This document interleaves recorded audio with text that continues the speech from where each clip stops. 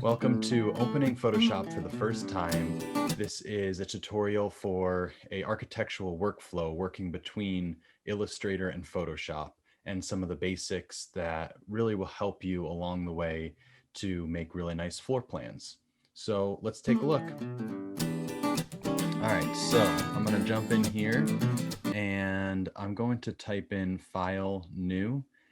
And I really like to work in this tabloid format. It's just something I'm familiar with. So you can start with that, just the tabloid and horizontal view, and create that as a new sheet. Now I'm going to hop over to Illustrator. So make sure that you have Illustrator open, and I'll also do create new, print, tabloid, horizontal. And that's going to make sure that when you're working between these two artboards that you have the same dimensions and nothing is going to happen weird in terms of scaling. Then open up any PDF you have. In this case, we're going to be working on this doghouse floor plan, but really any line work that you have. And so you can export that from Rhino. I'll make a separate video on that. But for this, we'll be using your line work. It's already open in a new page. And so I already have this open, but this is also on 11 by 17, and this is my line work I have here. You'll notice that I have just made a black layer because for this tutorial, I'm planning on making my line work. Here, we actually need to fix this. Planning on making my line work white, and so I just want to see it. So when I turn it off, I won't see any lines, but this is just for reference so I know, okay, this is what I'm actually looking at.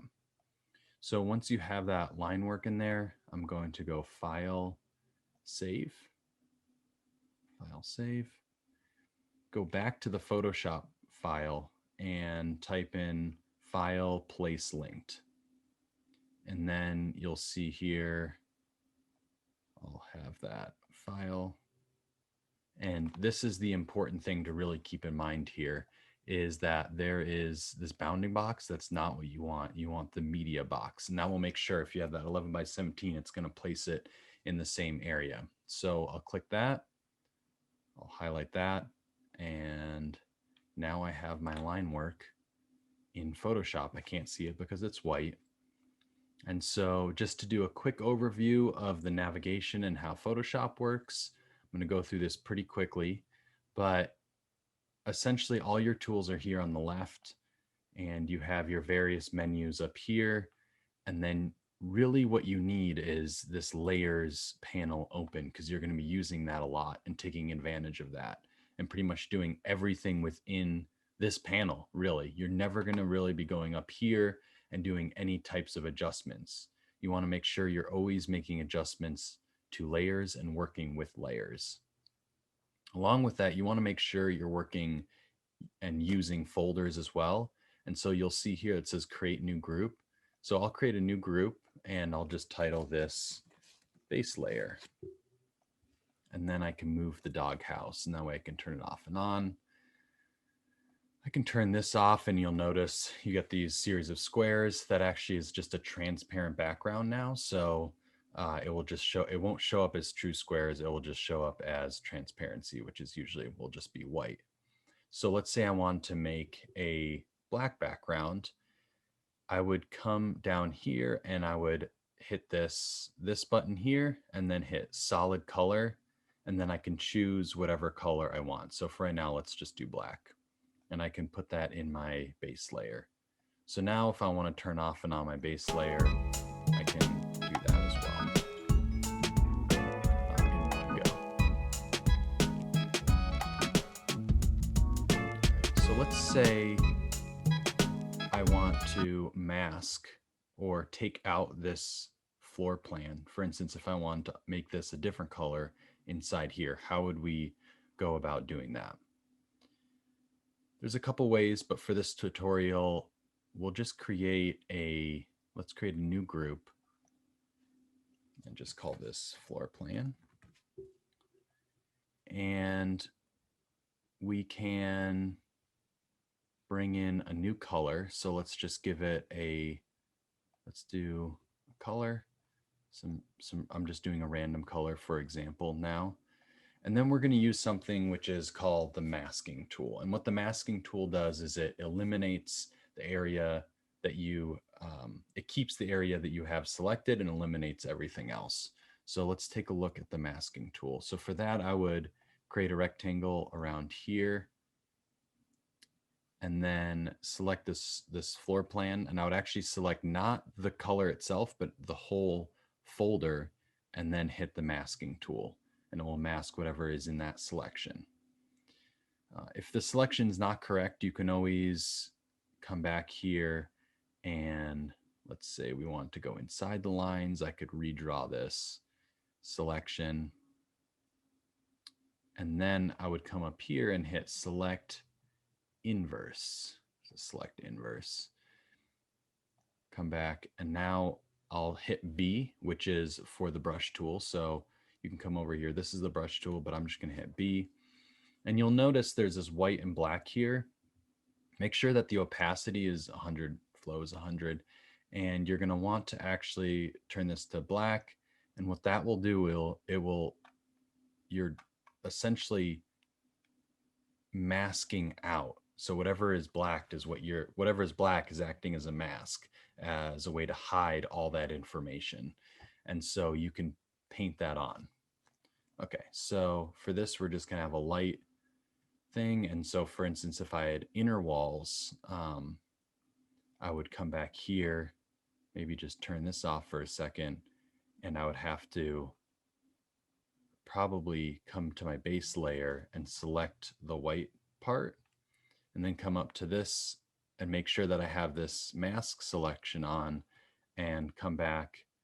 And again, because I don't want it seen, I'm going to make it black. Mask it out. So that's how the masking works. And let's say I want to give this floor plan a little bit of shadow and a little bit of depth. So in order to do that, and also this is probably really intense, so I'll just give this a lot of transparency. You need to make sure to distinguish the inside from the outside, but it doesn't need to be too overwhelming. You can do it pretty subtly.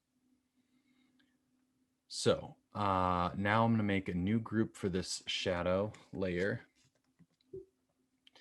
And for the shadow layer, I'll also select and make a new layer here. And I'll again press the B button, go to black, and I'll make sure I have something nice and blurred out. And let's just pretend like the sun is coming from here. Let's just change this color.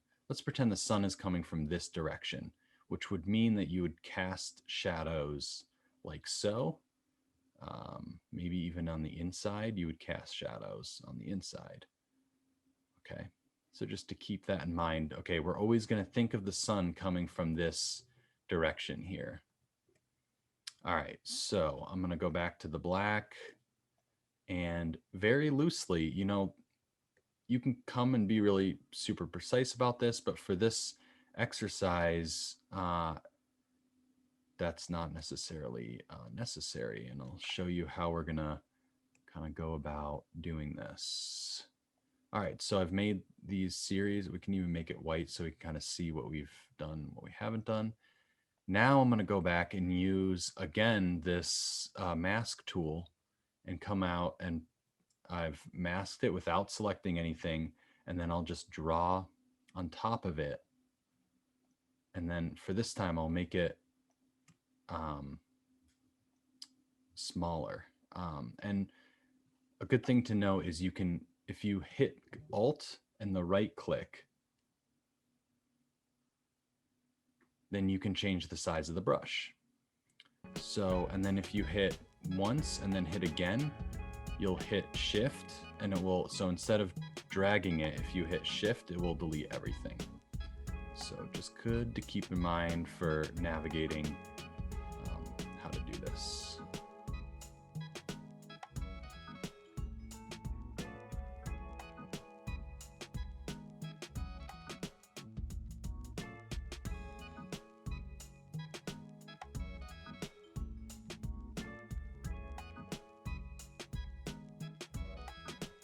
Yes, I'm painting everything correctly there. Select inverse. And you'll see we lost some shadow there. That's fine. I'm going to just recover that a little bit. And again, see how that's not crisp on the inner shadow. I would just come in here and go like so. Select inverse. And then just deselect altogether. Come here, inverse, select, inverse. And then just make that nice and crisp is the idea.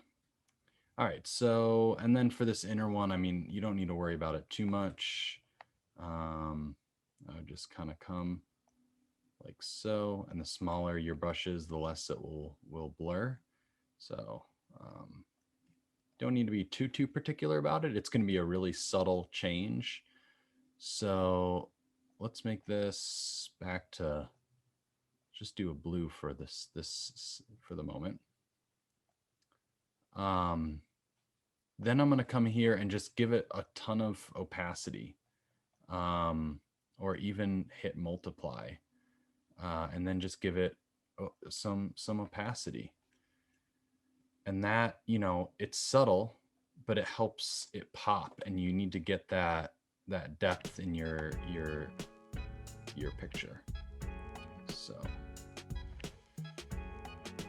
now we're going to add some textures and have fun with some textures.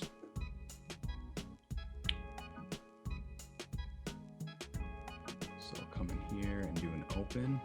And this part is highly interpretive. It really depends on, you know, what is your goal? What is your design intent? What type of mood are you going for? I've tons of different textures here. Just make sure that it's of high quality and that you're not blowing this image up too much. So like there, you can see, okay, it's not gonna mess things up too much. And I'm gonna put that on its own folder. And I'm probably gonna drop this below the base layer because I don't want to mess with my line work here. Okay. And then let's find one more texture to have fun with. Maybe something that's textures. I always like using one of these like watercolor ones. It's always nice. This time I'm going to break the rules and I am going to blow it up. Again, I wouldn't recommend it, but just for demonstration's sake. Okay. Oh, I added this to the wrong layer. Here we go. All right, so right now the textures are way too intense and you need to be really careful. You need to use textures very intentionally and really make sure that they're not popping out of the page.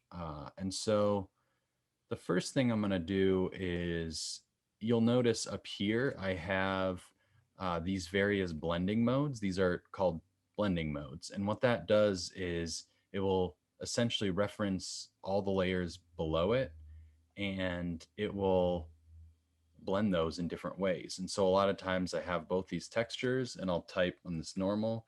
Now I can just scroll down through these blending modes until something comes up. And this is kind of part of the discovery.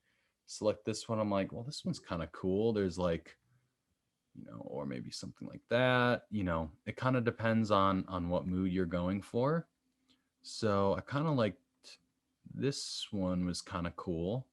But again, the texture is way too intense. And so I'd come here and select the whole group, and I should title this texture.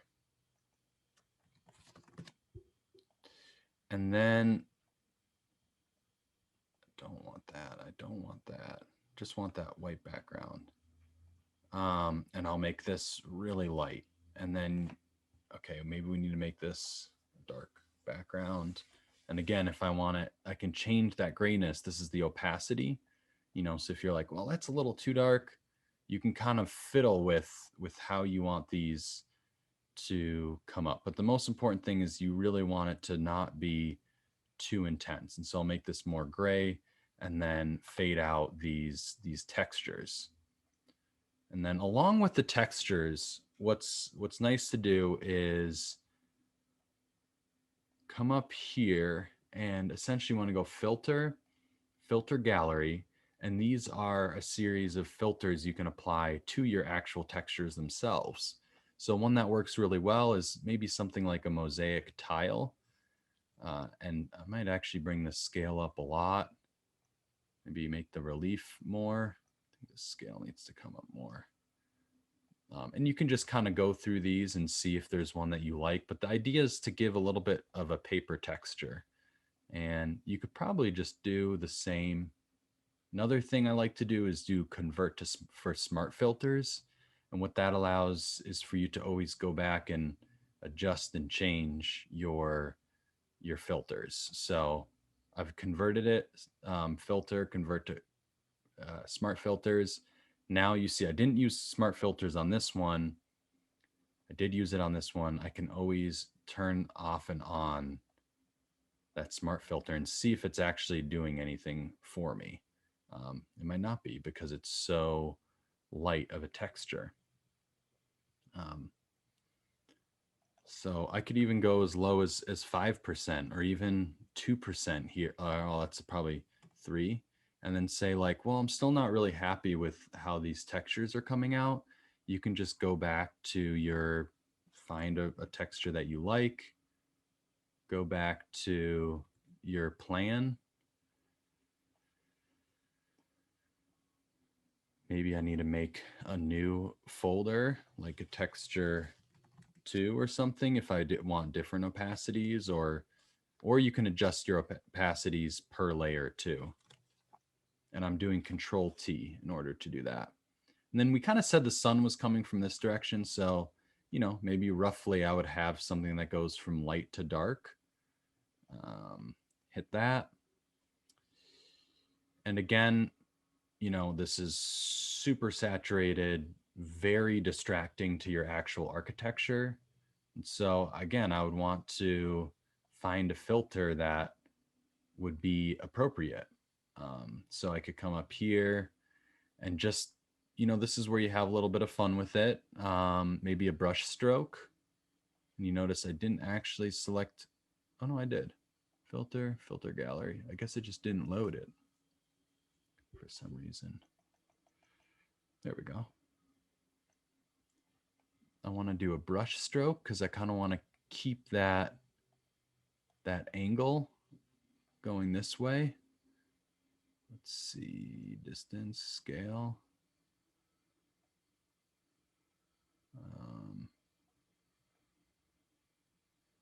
And if sometimes it's a lot.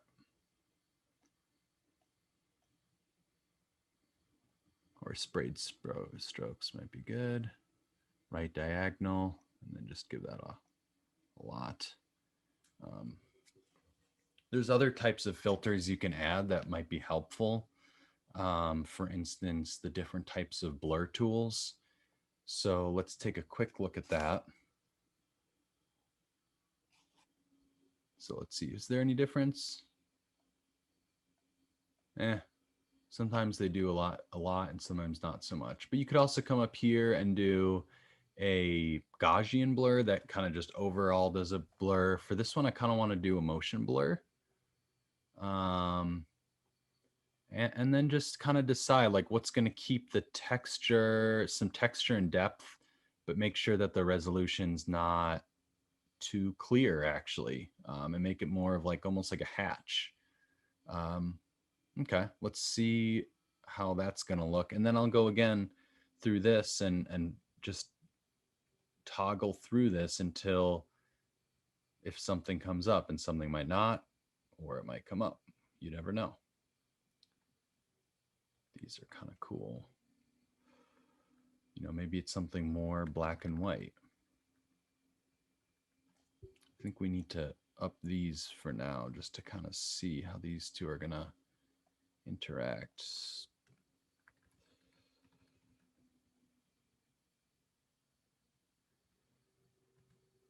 So something like that might be kind of nice, going from light to dark. Maybe we'll keep that. What was that? That was color dodge, linear dodge.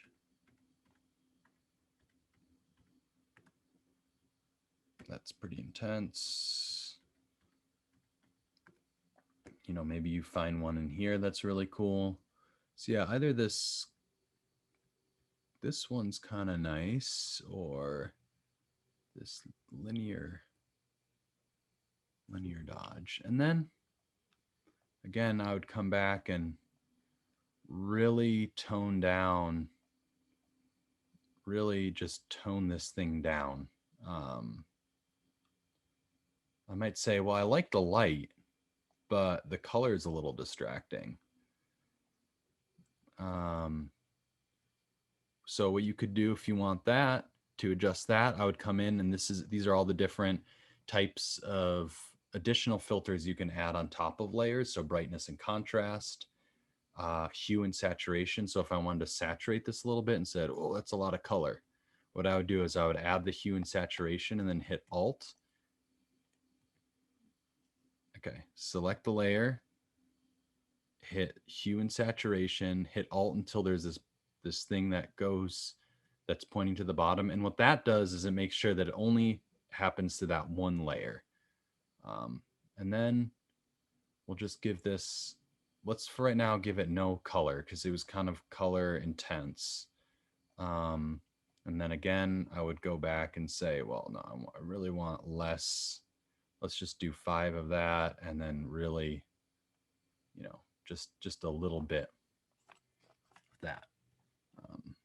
So we could keep that for now. When I did this other test, you know, a similar technique, I used this watercolor texture and then did a pin light. And so you'll see how much that changes just having those two textures. And that again was just scrolling through this and finding a different type of texture. It depends on what type of mood you're going for. And then you notice it sort of goes from one color to a next. That's because for this one, I added a gradient. So when we go back to our file, we could also, towards the end, we could come up here and add a gradient. And let's say we're still going from our light source. Let's say we don't want a color gradient yet. You could cancel. You could create a gradient to really reinforce that color that you're going for, or the light that you're going for, something like that. So it could go something like that and make sure it's not in the folder. And then again, you would just cycle through these until you find something that pops or that works out, and then just reduce the opacity. Again, you don't want to do anything too intense or that's going to be too distracting. Really what you're going for is just adding some depth and texture to the image.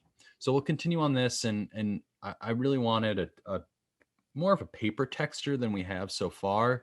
And so I'm gonna just create a solid color, give it like an off-white-ish gray, and then go filter gallery, whatever. We don't need to do a smart filter. Filter gallery, convert to smart object, and do like a texturizer. And this would just give us that paper texture. You could do sandstone, it's also nice. Canvas, brick, burlap. There's all, you know, might as well think the sandstone's actually kind of nice. So again, this just gives it a little bit of a blur. It gives it a little bit of texture and a little bit of depth. And then again, I would come in here and then just, you know, it changes how you would see the image. And so if this would now be a little bit too gray, I could come down here and adjust this layer how I wanted to. So, and then again with this color texture, I could also come through here and try different types of blending techniques. A lot of the times when I'm testing out blending techniques, I like to go through with 100% opacity. So that one kind of comes through nicely. Let's see, and I'm using the up and down arrow to scroll through these. So that one kind of came through nicely, and then I would just, yeah, turn it down. All right, so let's quickly add some trees. A couple ways you could do that. You could just do circles. In this case, we're going to add some watercolor trees, mainly because I have them here. Watercolor.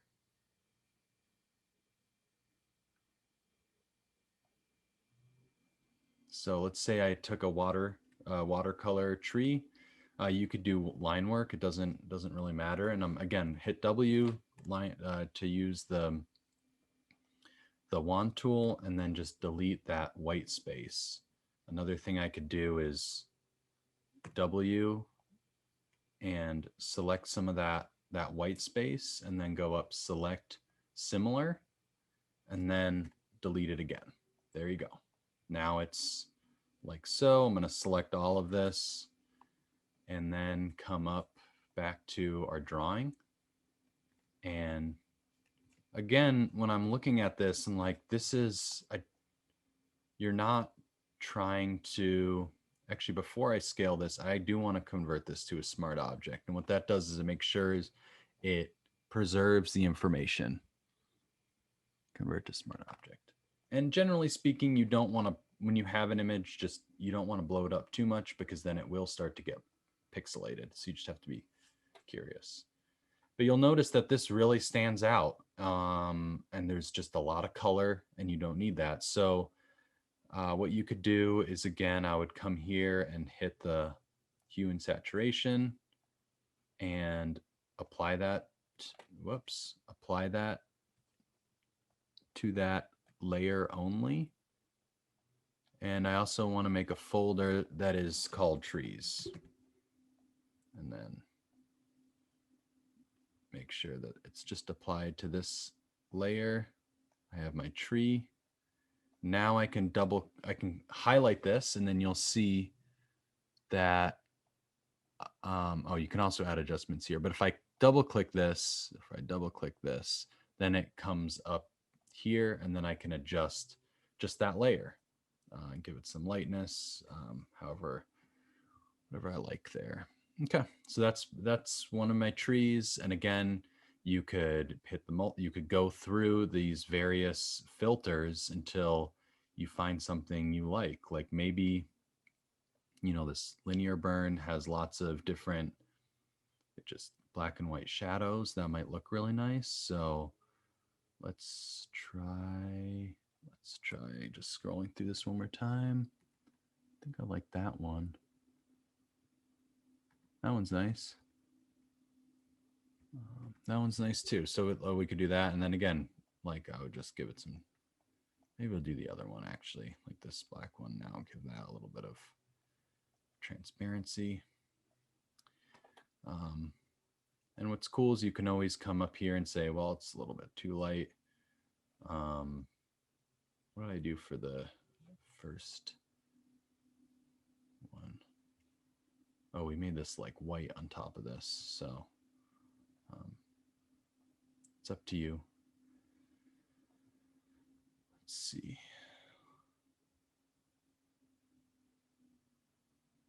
Yeah, just do normal for these. Curious for these trees, I think. Just want to check.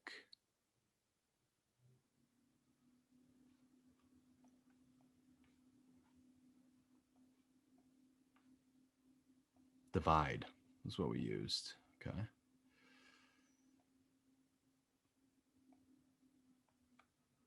So go back to my tree layer. Trees. Let's try that divide again. That seemed to work pretty well.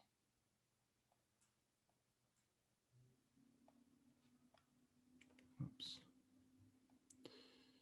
And again, if this is coming up a little bit weird, I can always come here and adjust it.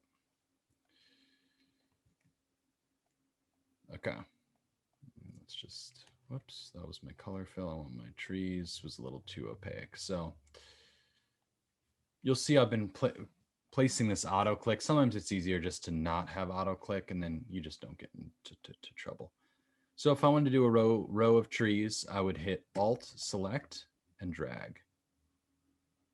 Alt select drag. And then, you kind of want to vary them a little bit. So just select these various trees and just make them bigger or smaller depending on what you want to do. And then let's do a shadow layer for the trees. Shadow trees. And again, it's a similar technique here. I would hit the brush B, and then just make really quick, like this is just some shadows. And then I would make a mask layer and come in here and then just like go like that. And that's just going to make a big difference. And let's say I went a little bit overboard here. Just kind of come back and, whoops. Another thing you could do, so the smaller trees would have less of a shadow. So just kind of keep that in mind. It doesn't have to be perfect. But another thing that you could do is the smaller trees, if they're smaller, are these on the same layer? No, they're not. So like for some of the smaller tree, maybe I would change the opacity. And that's another way that I could start giving depth, which is really what we're going after. And then again, for the shadow layer, I'm just going to, bring this down so that you can't notice it, but if it was gone, you would notice the difference. So again, these are just these subtleties. So so far this is pretty good. I could add a subtle gradient to give it a little bit of a spark. Another thing I could do is line work is really nice. And so I might just come back here and just add some construction lines or maybe even some site work just to add to the layers that are here. So I'll do like a 0.75. I jump back into Illustrator. I'm going to do these like construction lines and I'm hitting, if I hit Control Shift, if I drag and hit Control, it will duplicate. So that's how you can duplicate lines really quickly. So let's say there's a pathway. I'll just make like a pathway here. I'm hitting Shift so it, so it locks into place. Let's say there was like an additional pathway that came over here by our trees. Maybe it was like a pathway of trees or something. Hide this black layer and then do File, Save. And then again, it's just adding a very subtle layer. And you could say, well, first of all, my line weight's going over my trees. That's not good. Second of all, these lines are above these shadows and they're a little bit intense. And so I could just come here and select them, right click, arrange, send to back. And I'm going to make these a lot lighter, like 0.25, because they're really just construction lines. So they can be very light. And then I hit File, Save, and then I go back to my Illustrator file, but I have to hide my black layer. File, Save. There we go. It's a little bit better. And then if you say, well, these lines, I don't really like them, I don't want to go back to, you can always just go to that base layer.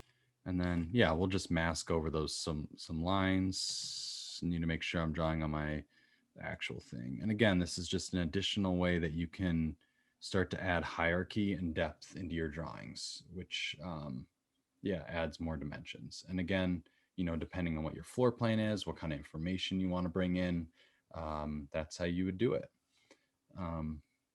So I think that's it for now. That was a lot of information from this various ways of the layers and the masks and all that kind of stuff. But give it some time, start to explore and have some fun with it, and then see where it goes. But this is it's a little bit confusing and complicated at first, but once you start doing it and getting used to the workflow, you'll see that there's just a ton of variability and flexibility and a lot of control that you can add into your image.